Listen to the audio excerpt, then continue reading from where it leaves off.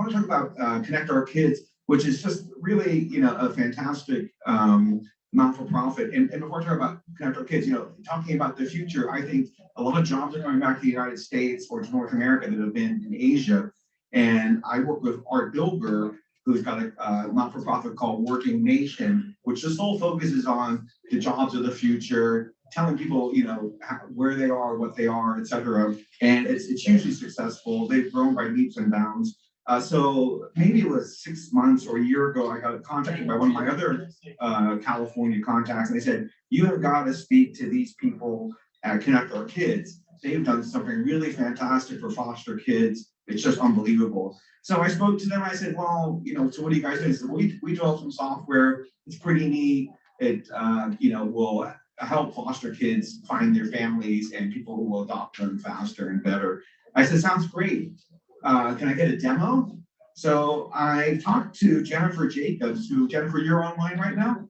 Here right? I am. So I talked to Jennifer, and she shows me this demo. And another point I want to talk about that Josh had brought up, is because I'm talking about you can do things in 5 seconds that used to take months to do. Reading through 30,000 pages of documents, et cetera, it takes 5 seconds.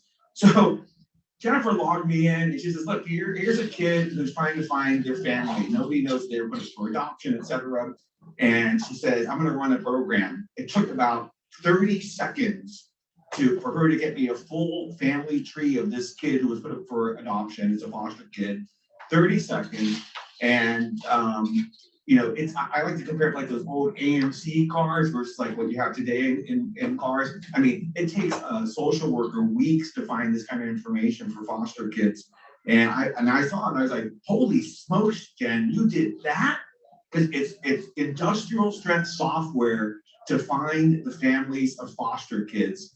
And the data on foster kids is just terrible. 2/3 of the girls who come out of foster kids who are not adopted have kids by the time they're 20.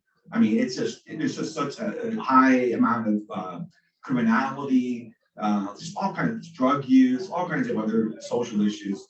And Jen has solved the problem. And so they have this fantastic technology that they give away, because getting technology to be adopted by states that they have to, when they have to pay for it, it takes forever. So they have a solution. It helps social workers find the families of foster kids. It takes it from weeks to minutes, and in terms of getting the data, and it's just phenomenal. And I think we've had about 12 to 15 people from this group join the executive committee. Probably half a dozen family offices have joined the executive committee for Connect Our Kids. And so I'm hoping Jen can just talk about it. Jen has a phenomenal background. I mean, she's super smart. West Point grad. How many women have gone to West Point, et cetera? Physics PhD.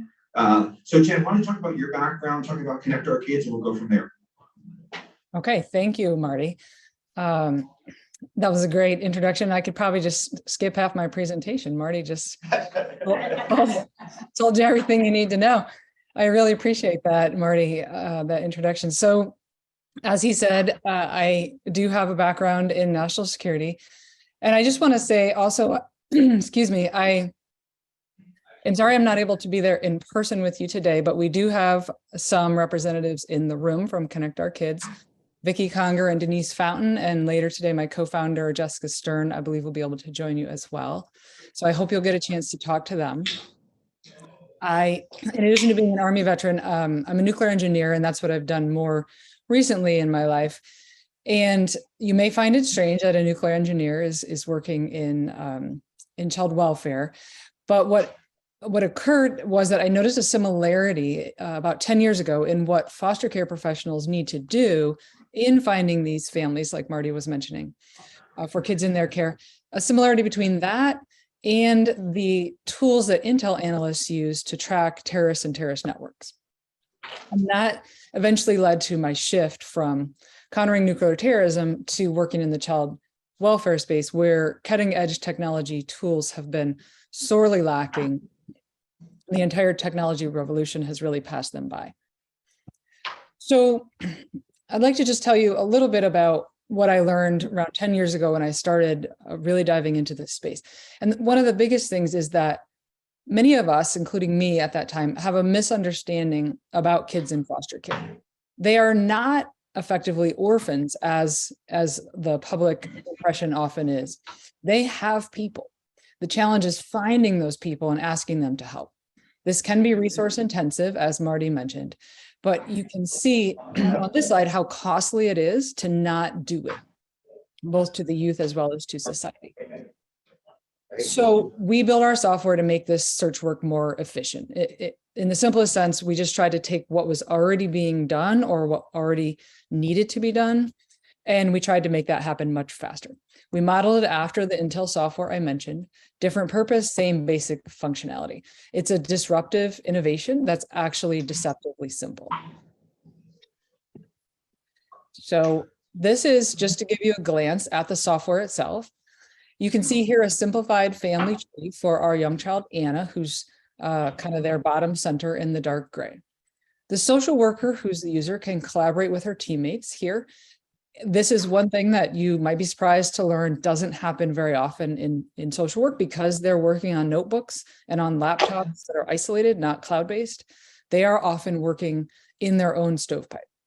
In this case, though, the social worker's supervisor can see how her progress is going, can support her as needed. We find regularly for social workers that this, just as a management tool, is huge for them. On the right side of this screen, you can see we have built-in data collection tools here. So some of our favorites, of course, LinkedIn, Facebook, and the usuals, Google, but also a few others that are particularly helpful for finding family in this kind of work. Our search tool automatically searches for publicly available data on the people added to the network. And then this is also a key innovation. It may not sound like a big innovation to you, but it is in this field. It allows the user to directly import that information. Previously, they were cutting and pasting if they were working a little more efficiently. Otherwise, they were printing and retyping. I just talked to a county supervisor in San Mateo, I think, County, California, and he was telling me that his social workers had been printing and retyping. Imagine the amount of time that takes. Instead, with a click of a button, they can just import it, and it attaches to the person it's relevant to. So it becomes a one-stop shop for data, allowing a social worker to find and engage with the child's extended family. And that includes what they call kin in this space: neighbors, teachers, coaches, foster parents, others who will be supportive. It's not just people who share DNA. It's all the people who come around a child and really want to support that child. We give this software to social workers for free, as Marty mentioned, because this space does not buy goods and services efficiently. Our goal in creating this software was to make a difference, an enormous difference, as you saw, from just the cost, but not to mention the human difference, and is the lives of as many children and families as possible. So one way that we found to do that is to simply eliminate contracts and costs. And so we did. I want to give you a real life example of how this works in a child's actual experience. This is a story we heard from one of our users, a social worker, not too long ago. We've named her Abby, not her real name, of course. And her social worker's name was Sue. And Abby, unfortunately, had experienced about 36 different foster homes and residential facilities, basically a group home, over the 7 years she'd been in foster care. That may sound like a lot to you. Unfortunately, it's not actually an extraordinary number of placements. Sue, the social worker who started using our software, used it to start searching for Abby's family. In this case, she found within minutes her grandfather and a handful of other relatives of Abby. And the grandfather in particular immediately took charge of the situation from the family perspective. He called a family meeting. And you might be asking yourself, how was it that he didn't know where his granddaughter was for 7 years? This is unfortunately also typical in foster care. Children are taken into care for whatever reason. And if a family member is not actively seeking and going through a process of becoming a guardian, and lots of them not able to do that for various reasons, they are not treated any differently often than strangers off the street. So they are essentially cut off from that child. If you can imagine having a niece or a nephew that you are not allowed to see because the government is not allowing you to do that. So that's what had happened. And once a social worker reversed that by reaching out, the grandfather called a family meeting. And during that meeting, one of Abby's adult cousins that she hadn't met before, they just clicked right away. They got along, they had similar personalities. And within a short period of time, Abby was actually moving into that cousin's house. And the social worker told us that the change that came over Abby was remarkable. She went from being depressed and withdrawn to being what she called super smart and super bubbly, just a complete turnaround in her personality. And if you reflect on that, it's probably not that surprising if you were cut off from everyone you know and everything you know, and then finally reconnected with people, with your people, you might also have a similar kind of thing. That's the kind of thing that happens all the time. We hear these stories all the time. It's for lack of a phone number, for lack of an email, for lack of an outreach to the right person, that children are spending their childhoods cut off from everything that they know and everybody that is part of their lives. So let's look at what's happened in the 3 years since we launched. We did a pilot in 2020, and our pilot showed that our pilot users told us they found 6 times as many connections in half the time it would have normally taken them. We have users in almost every state now. The light blue is where we have users. The dark blue is where we have actual state level, or in the case of LA County, county level buy-in of various types. So in some cases, they've given us funding. In other cases, they've reviewed our software and given it an official stamp of approval, things like that. Each user corresponds to anywhere from 1 to 20 children who are being impacted. So Marty asked me to do some ROI calculations here. Of course, this is a different kind of ROI. This is a return on your taxpayer dollars and a return on children's lives. But you can see here, and I won't read it all to you, but the basics are that we are anticipating with $26 million over the next 10 years total, that we could have the impact that you see here. So studies have shown that at least $500,000 to $1 million cost for each youth that ages out of foster care. That means becomes an adult essentially at 18 or so without a supportive family. Imagine a youth that you know turning 18 or who has turned 18, if they were suddenly cut off from you, from everyone who supported them, and told to good luck with being an adult. I hope that works out for you. That is enormously costly to us as taxpayers. Some of the things that Marty mentioned: unplanned pregnancies, criminal activity, victimization, homelessness, incarceration, all of those things are extremely costly. So if we can even just help a fraction of these youth, so we estimated 10% at a minimum, personally feel that's quite low, but we didn't want to overestimate here. And we don't even estimate that we help them avoid all of that cost, that for half of them, we only avoid half the cost. So you can see the calculation there comes out to 29,000% ROI. That seems maybe to you a little absurd. But the reason it's so large is that we're riding on an entire apparatus that's already there. There's already a foster care system. There's already social workers in place. We're just closing that last mile. It's like if Amazon delivered everything and left it down the block. And we're just taking it that last bit home. We're just finding that phone number, helping the social worker find that email, helping them actually make that call. And sometimes, many times, that's really all the difference. So some of the things that we're looking at for that $26 million are here, and I am happy to talk at length at another time about 5 minutes, Jen. Say it again. 5 minutes. 5 minutes. Okay. So yes, again, I will talk at length at another time. I'm happy to talk to any of you anytime about some of these, but I'll just point out one of the ones that's really exciting is that we're doing some work around DNA testing. And for example, a young woman in Ohio was from a disrupted adoption, so they didn't have her details from her biological family. She, through DNA testing combined with the search work of our software, finding the phone number and the emails of one aunt who lived out of state, connected her with dozens of biological family who then came within a week to support her. And it's incredible the impact that this can make. What we need to help more kids. what we're asking you for, Marty mentioned the executive committee, so we're looking for folks to be willing to be on the executive committee, but beyond that, if that's not appropriate for you right now, we're looking for long-term stable 10-year funding.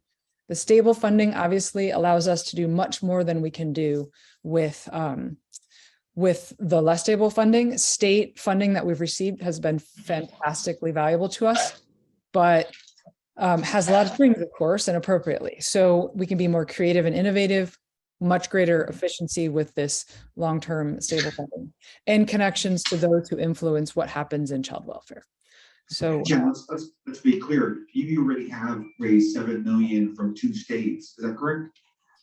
So we've raised, about $6 million from 2 states and another $1 million from a variety of funding partners that you see there and individuals who've donated to us. That money from the states is heavily restricted, right? I mean, so you have Ohio and Mississippi? That's right. So appropriately, I can't use Mississippi funding to train people in Oregon. So that funding has to be used within the constraints of what they provided, and that makes sense. But we're looking to be incredibly efficient nationwide, and that requires unrestricted funding. Right, so you cannot use the funding in California and Texas, which are the 2 largest states with foster kids. Is that right? Say it again, Marty. You can't use this funding that you have in California or Texas. That's why you need more exactly funding, is because California and Texas, they have the most foster kids. I think you told me that California has 45,000 foster kids. They have 45, 50,000, and 30,000 of those are in LA County alone. That's right. LA County alone, right. So when I think I was talking to Jessica, and she told me that you were looking to raise 26 million. I said it sounded reasonable for a not-for-profit, and then he told me it was over 10 years. I was like, that's ridiculous. That's like a drop in the bucket for some people. So just to get penetration into California is fantastic. So any other comments? Any questions from the audience? So we just email Jennifer if we want to talk to her. Or we have 2 people here from Connect Our Kids as well. They'll be at dinner also. So you can email Jennifer too. And I think on the growth schedule, you were intended to invest a little bit more in the technology. I mean, I think it's pretty phenomenal. I come from a tech background. I know a lot of tech people, and the technology you put together is really amazing. So really looking forward to it. Thank you. Who designed the software? Jennifer? Yeah, Jen, who was the designer? Is your husband, or a guy who was an ex-chief technology officer out of the military? Or I mean, it looks like DARPA software when you look at it. It's amazing. It's phenomenal. But Jen, who designed it? Yeah, so the basic structure was designed by largely by combination of me with social workers as significant partners. We interviewed probably several hundred social workers as we built this to understand from what we saw the Intel tools do, which was the information that I brought, how do we need to adapt that to the needs of social workers looking to reach out. My husband, as Marty mentioned, is a tech startup guy.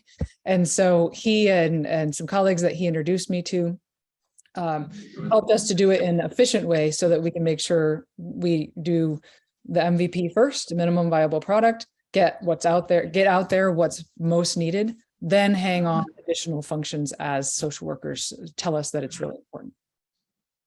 And I have a follow-on.